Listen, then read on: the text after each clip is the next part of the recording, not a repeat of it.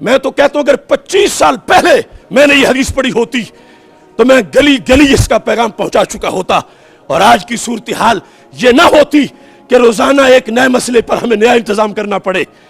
میرے آقا علیہ السلام نے جب ختم نبوت کے لحاظ سے مستقبل کو دیکھا اور نظام عطا کیا تو نظام میں آپ نے کیا فرمایا؟ فرمایا لَيَنْتَقِدَنَّ اور الاسلام عُرْوَةً عُرْوَةً، فرمایا ایک ایک کر کے اسلام کے کڑے ٹوٹیں گے، ایک ایک کر کے، قیامت تک کے حالات بتائے۔ فرمایا میری امت میں تمہیں بتاتا ہوں پہلے ہی نہ ٹوٹنے دو تاکہ آگے سب محفوظ رہیں۔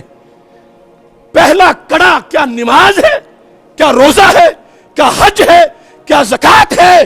یہ پلرز آف اسلام ہے، نہ انکار ممکن ہے اور نہ کوتاہی جائز ہے، مگر پہلا محاذ نماز نہیں ہے کہ سب اس پہ اکٹھے ہو جاتے سارا دین بچ جاتا۔ ترتیب دیکھو، علم غیب سے سرکار نے کیا فرمایا وہی ہوا، غیر سمجھ گئے ہم نہ سمجھ پائے۔ میرے آقا علیہ السلام نے فرمایا ایک ایک کر کے اسلام کا کڑا ٹوٹے گا، جب ایک ٹوٹے گا تو میری امت دوسرا پکڑے گی، دوسرا ٹوٹ جائے گا، تیسرا پکڑے گی، کافر تیسرا توڑ دیں گے۔ پہلے ہی نہ ٹوٹنے دو، سب کٹھے ہو جاؤ پہلے پہ۔ وہ کیا ہے؟ لفظ سنو، فرمایا اولہن نقدن الحکم، فرمایا وہ کڑا جس سے پورا دین بچے گا، نماز بھی، روزہ بھی، حج بھی، زکوٰۃ بھی، فرمایا وہ میری امت کی گورننگ پاور اور نظام حکومت ہے۔ اگر میری امت نظام حکومت اپنا بچا گئی تو ان کے مسلح بھی محفوظ، ان کے آستانے بھی محفوظ، ان کی مسجدیں بھی محفوظ، مدارس بھی محفوظ۔ اور اگر نظام غیروں کو دے دیا تو پھر سب کچھ لٹے گا۔ اب 400 مدارس برما والوں کے کہاں گئے؟ شام کی وہ خانقاہیں، میرے ساتھ وہ حضرات پڑھتے تھے بغداد شریف میں، 5-5 ایکڑ کی خانقاہیں بغداد شریف، عراق اور شام کی، داعش نے اپنی جیلیں بنائیں۔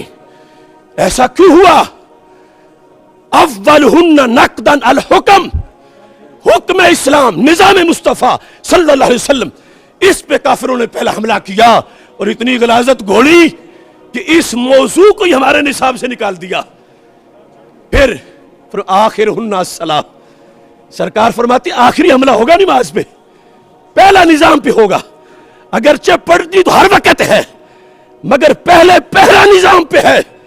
نظام بدماشوں کے لیے نہیں کہ وہ چلائیں، نظام ڈاکوؤں کے لیے نہیں وہ چلائیں، نظام امریکہ کے لونڈوں کے لیے نہیں وہ چلائیں، نظام وہ ہیں جو خلافت راشدہ کی سیٹ پہ پیچھے بیٹھنے والے ہوں۔ یہ المیہ ہے، ایک ایک مسئلہ آج اس کی حفاظت کے لیے ہمیں نکلنا پڑے گا۔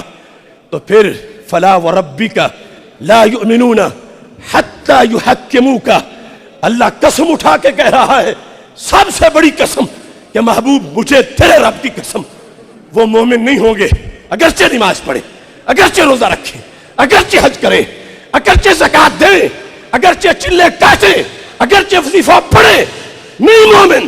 کب مومن ہوں گے؟ فرمایا حتی یحکموک، محبوب جب تمہاری حکومت لے آئیں گے، مانیں گے تو پھر مومن ہیں۔ یہ ہے قرآن کا پیغام ہمارے نام۔